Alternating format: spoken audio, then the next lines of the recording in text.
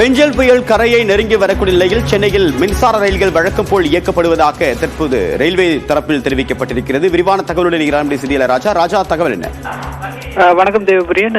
சென்னையில் இந்த பெஞ்சல் புயல் காரணமா ஒரு அதிகாலை 5 மணி முதலே ஒரு மிக கனமழையானது காற்றுடன் பெய்து வருகிறது. இந்த சூழ்நிலையில சென்னையில வழக்கம் போல பேருந்துகள் மற்றும் மெட்ரோ ரயில்கள் இயங்கும் என இரு நிர்வாகங்களும் அறிவித்திருந்தன.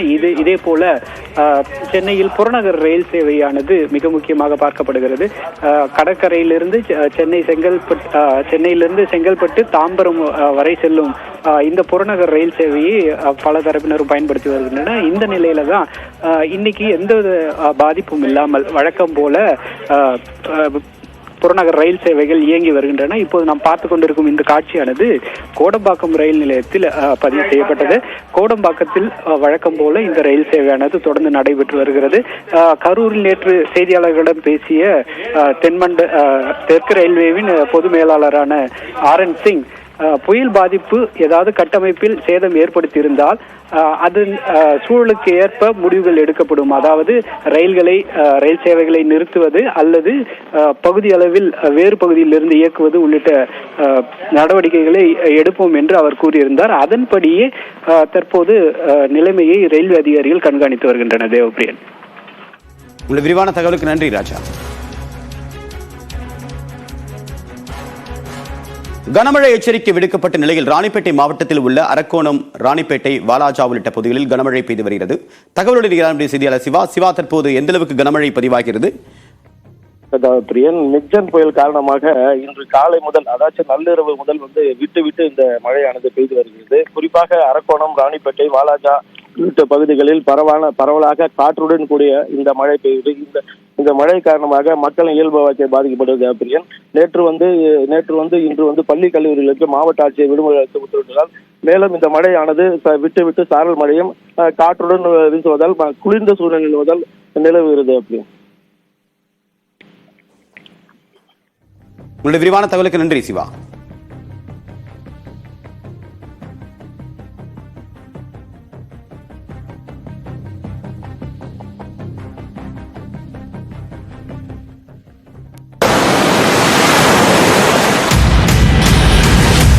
சென்னையிலிருந்து சுமார் 190 கிலோமீட்டர் தொலைவில் அந்த பெஞ்சல் புயலானது மையம் கொண்டிருக்கிறது.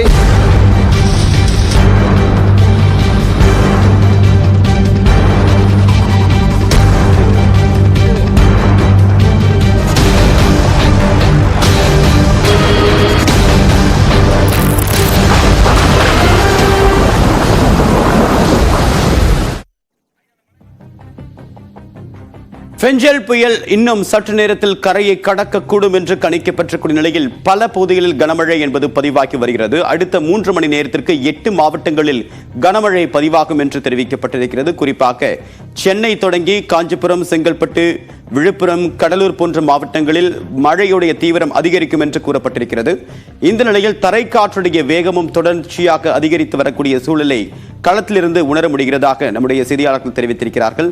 சென்னையுடைய 3 சுரங்கப்பாதைகளில் மழைநீர் தேங்கியிருப்பதாகவும் அதனை அகற்றக்கூடிய பணியில் தற்போது மாநகராட்சி ஈடுபட்டு வந்ததாகவும் தெரிவிக்கப்பட்டுள்ளது. இந்த நிலையில் தற்போது அந்த 3 சுரங்கப்பாதைகளிலும் தேங்கியிருந்த மழைநீர் தற்போது அகற்றப்பட்டிருப்பதாகவும் போக்குவரத்திற்கு ஏதுவான சூழல் அங்கு நிலவுவதாக தற்போது அண்மை தகவல் கிடைத்திருக்கிறது. சென்னையுடைய பிரதான பகுதிகளில் மழைநீர் தேங்கக்கூடிய இடங்களில் ஏற்கனவே தயார் நிலையில் 1300 மோட்டார் பம்புகள் பொருத்தப்பட்டிருந்தன. குறிப்பாக சுரங்கப்பாதைகளில் சென்னை முழுவதும் இருக்கக்கூடிய 18 சுரங்கப்பாதைகளில் தண்ணீர் தேங்காதவாறு இருப்பதற்கு தொடர்ச்சியாக நடவடிக்கை என்பது எடுக்கப்பட்டிருந்தது. அதன் அடிப்படையில் தற்போது நேற்று மாலை முதல் பெய்து வந்த கனமழையின் காரணமாக 3 சுரங்கப்பாதைகளில் தண்ணீர் தேங்கியிருந்தது. தற்போது அந்த சுரங்கப்பாதைகளில் தண்ணீர் என்பது வெளியேற்றப்பட்டிருப்பதாக தெரிவிக்கப்பட்டிருக்கிறது. 21 சுரங்கப்பாதைகளில் தண்ணீர் தற்போது தேங்கவில்லை என்றும் தெரிவிக்கப்பட்டிருக்கிறது. போக்குவரத்தில் பெரிய அளவுக்கு பாதிப்பு இல்லாத சூழ்நிலை தற்போது வரைக்கும் நிலவுவதாக தெரிவிக்கப்பட்டிருக்கிறது.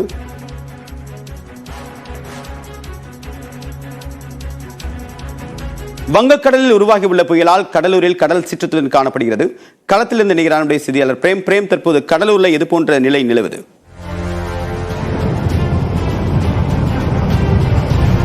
தேவப்பிரியன், வங்கக்கடலில் உருவாகியுள்ள இந்த பெஞ்சம் புயல் காரணமாக தற்போது அதிதீவிரமாக காற்றின் வேகம் என்பது அதிகரித்துக் கொண்டிருக்கிறது. கடலூரில் கடல் சீற்றமாகவும் கொந்தளிப்புடன் காணப்படுகிறது. ஆனால் கடலூர் வெள்ளி கடற்கரையில் ஏராளமான பொதுமக்கள் இந்த இயற்கை கடல் சீற்றத்தை காணுவதற்காக அதிக பேர் வந்த வண்ணம் இருக்கிறார்கள்.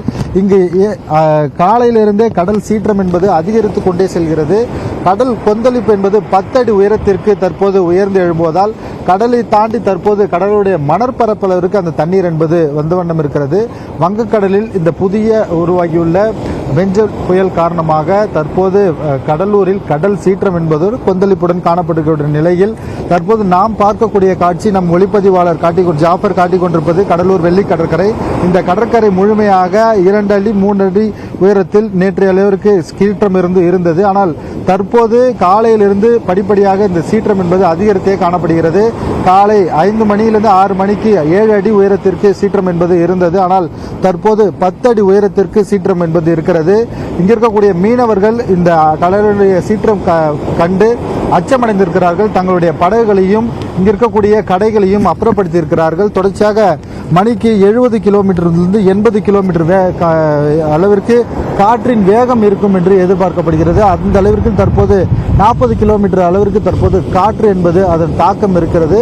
இங்க இருக்கக்கூடிய கடற்கரையோர மீனவ பகுதி மக்கள் தற்போது அச்சத்தோடு தான் இருக்கிறார்கள். ஏனென்றால் கடலூர் மாவட்டம் ஒரு தொடர்ந்து இயற்கை சீற்றம் மற்றும் மழை வெள்ளத்தால் பாதிக்கக்கூடிய மாவட்டம் என்பதால் கடலோர மாவட்டங்களில் இருக்கக்கூடிய அனைத்து மீனவ கிராமத்தினரும் தற்போது வீட்டிலேயே தஞ்சமடைந்திருக்கிறார்கள். இருப்பினும் ஒரு சில இளைஞர்கள் பொதுமக்கள் ஆர்வ மிகுதியில் கடற்கரையில் குவிந்திருக்கிறார்கள். அவர்களும் காவல்துறை மூலம் உடனடியாக அப்புறப்படுத்தும் பணியிலும் ஈடுபட்டிருக்கிறார்கள். ஒரு சிலர் புகைப்படத்தை எடுத்துக்கொண்டு கடலில் உள்ளே செல்லக்கூடிய காட்சியும் இங்கே அரங்கேறியிருக்கிறது. கடல் நேரம் போக போக பிற்பகல் இது கரையை கடக்கும் என்று தற்போது சென்னை வானிலை மையம் எச்சரிக்கை விடுத்திருக்கக்கூடிய நிலையில் தற்போது கடலின் தாக்கம் சீற்றத்தின் தாக்கம் என்பது அடிக்கடி உயர்ந்து கொண்டே இருக்கிறது. காலையில் 7 அடி இருந்த நிலையில் தற்போது 10லிருந்து 11 அடி உயரத்திற்கு சீற்றம் இருக்கிறதால் கடலூர் வெள்ளி கடற்கரையில் இருக்கக்கூடிய ஏராளமான கடைகள் அனைத்துமே தற்போது தண்ணீரால் சூழப்பட்டிருக்கிறது. இதேபோல் கடற்கரையோரம் இருக்கக்கூடிய குடியிருப்பு பகுதியில் கற்களை தாண்டி தற்போது குடியிருப்புகளில் கடல் சீற்றம் என்பது அதிகரித்துக் கொண்டே காணப்படுகிறது. மாவட்ட நிர்வாகம் அனைத்து முன்னெச்சரிக்கை நடவடிக்கை எடுக்கப்பட்டிருப்பதாகவும் தெரிவித்திருக்கிறார். மாவட்ட ஆட்சியர் ஏற்கனவே நம்மிடம் தொலைபேசி மூலம் தகவல் தெரிவித்ததில் மாவட்ட நிர்வாகம் இந்த கனமழை மற்றும் புயலை எதிர்கொள்வதற்காக அனைத்து துறை அதிகாரிகளும் துரிதப்படுத்தப்பட்டிருக்கிறது. மேலும் ஆங்காங்கே அனைத்து துறை அதிகாரிகளும் முகாமிட்டிருக்கிறார்கள். பொதுமக்களுக்கு உடனடியாக பாதிப்பு இருந்தால் அவர்களை மீட்டு முகாம்களில் தங்க வைப்பதற்கும் ஏற்பாடு செய்யப்பட்டிருக்கிறது. எனவே பொதுமக்கள் இன்று ஒரு நாள் இந்த கனமழையும் புயலையும் எதிர்கொள்வதற்காக மக்கள் வீட்டிலேயே இருக்க வேண்டும் என்று எச்சரிக்கை விடுத்தனர். ஆனால் எச்சரிக்கையை மீறி தற்போது கடலூர் கடற்கரையில் ஏராளமான பொதுமக்கள் இங்கு வருகை தந்திருக்கிறார்கள். தேவப்பிரியன், இப்ப காவல்துறையினுடைய எச்சரிக்கை மீறி அங்க நிறைய அளவுக்கு பொதுமக்கள் வந்திருப்பதை நம்மளால காட்சியில பார்க்க முடியுது. இப்ப காவல்துறை தரப்புல வேற எது போன்ற முன்னெச்சரிக்கை செஞ்சிருக்காங்க, இது செய்ய வேண்டி இருக்கு? இது இல்லாம கனமழை எச்சரிக்கை கொடுக்கப்பட்டிருக்கூடிய நிலையில தற்காலிக முகாம்கள் அமைக்கப்பட்டிருக்க கடலூர் என அதிக அளவுக்கு மீனவ குடியிருப்புகள் இருக்கக்கூடிய மாவட்டங்கள்ல கடலூர் முதன்மையானது.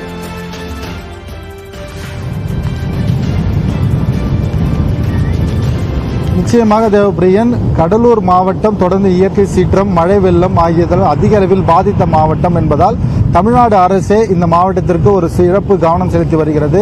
அதனைத் தொடர்ந்து கடந்த காலங்களில் தானே புயலாக இருக்கட்டும், அடுத்த மழை வெள்ளமாக பாதிப்பாக இருக்கட்டும் என இதிலெல்லாம் எந்தெந்த பகுதி அதிகமாக பாதிக்கப்பட்டதோ அந்த பகுதிகளை கண்டறிந்து அங்கு அதிகாரிகளை மாவட்ட ஆட்சியர் துரிதப்படுத்தியிருக்கிறார். தொடர்ச்சியாக கடற்கரையாக இருக்கக்கூடிய தாழங்குடா, தேவனாம்பட்டினம், சிங்காரத்தோப்பு, சொத்திக்குப்பம், சாமியார்பேட்டை, முடசலோடை இந்த மீனவ பகுதிகளில் மீன்வளத்துறை அதிகாரிகள் தொடர்ந்து ரோந்து பணியில் ஈடுபட்டு கடற்கரை ஓரம் இருக்கக்கூடிய மக்கள் பாதிப்பு இருந்தால் உடனடியாக அவர்களை முகாம்களில் தங்க வைக்க ஏற்பாடு செய்யப்பட்டிருக்கிறது. அதேபோல் 43 புயல் பாதுகாப்பு மையங்களும் தற்காலிக மையங்களும் தயார் நிலையில் இருப்பதாக மாவட்ட ஆட்சியர் தெரிவித்திருந்தார். இந்த நிலையில் தற்போது இந்த காவல்துறை மாவட்ட நிர்வாகம் எச்சரிக்கை மீறி கடற்கரைக்கு ஏராளமான பொதுமக்கள் வருகை தந்திருக்கிறார்கள். காவல்துறையினர் அனைத்து முன்னெச்சரிக்கை நடவடிக்கை எடுக்கப்பட்டு இருந்தாலும் தற்போது இங்கே ஏராளமான பொதுமக்கள் வந்த பண்ண வருவதால் காவல்துறையினர் இன்னும் ரோந்து பணியில் ஈடுபட்டு இவர்களை அப்புறப்படுத்த வேண்டும். ஏனென்றால் கடலின் சீற்றம் என்பது அதிகரித்து காணப்படுகிறது. இவர் ஒரு அலட்சியமாக புகைப்படத்திற்காக இங்கே நின்று கொண்டிருக்கிறார்கள். உயிர் சேதம் ஏற்படாமல் தவிர்க்க மாவட்ட நிர்வாகமும் காவல்துறையும் நடவடிக்கை எடுக்க வேண்டும். ஏற்கனவே கடலூர் மாவட்டத்தில் எந்தெந்த பகுதி பாதிக்கப்பட்டிருக்கிறதோ அந்தந்த பகுதிகளெல்லாம் தற்போது அதிகாரிகள் ரோந்து பணியில் ஈடுபட்டிருக்கிறார்கள். ஒவ்வொரு மழை வெள்ளமாக இருக்கட்டும், புயலாக இருக்கட்டும், மாவட்ட நிர்வாகம் தமிழ்நாடு அரசு உத்தரவுப்படி அனைத்து முன்னெச்சரிக்கை நடவடிக்கையும் எடுத்து வருகிறார்கள். அதேபோல்தான் இந்த முறையும் தமிழ்நாடு அரசு சார்பிலும் மாவட்ட நிர்வாக சார்பிலும் தற்போது முன்னெச்சரிக்கை நடவடிக்கை எடுக்கப்பட்டிருக்கிறது. இருப்பினும் கடலின் சீற்றம் என்பது இன்னும் அதிகரித்துக் கொண்டே இருக்கிறது. இந்த பெஞ்சல் புயல் காரணம் தற்போது அதன் ஆட்டத்தை தற்போது துவங்கியிருக்கிறது. இதனால் பொதுமக்கள் இன்னும் இன்று மாலை வரை வீட்டிலேயே இருக்க வேண்டும் என மாவட்ட நிர்வாக சார்பில் எச்சரிக்கை விடுக்கப்பட்டிருக்கிறது. நாம் களத்திலிருந்து அந்த காட்சிகளை ஒளிப்பொலிவாக காட்டிக் கொண்டிருப்பது தெரிகிறது. என்னோட கடல் சீற்றம் என்பது அதிகரித்தே இருக்கிறது. இதனால் பொதுமக்கள் வீட்டிலேயே இருக்க வேண்டும் என நியூஸ் 18 தொலைக்காட்சி சார்பிலும் நாம் கேட்டுக்கொள்கிறோம். தேவப்பிரியா, இன்னும் பாதுகாப்பாக இருக்க பிரேம். தொடர்ச்சியாக அடுத்தடுத்த தகவலுக்கு உங்கள் தொடர்பு கொள்கிறோம். உங்களுடைய விரிவான தகவலுக்கு நன்றி.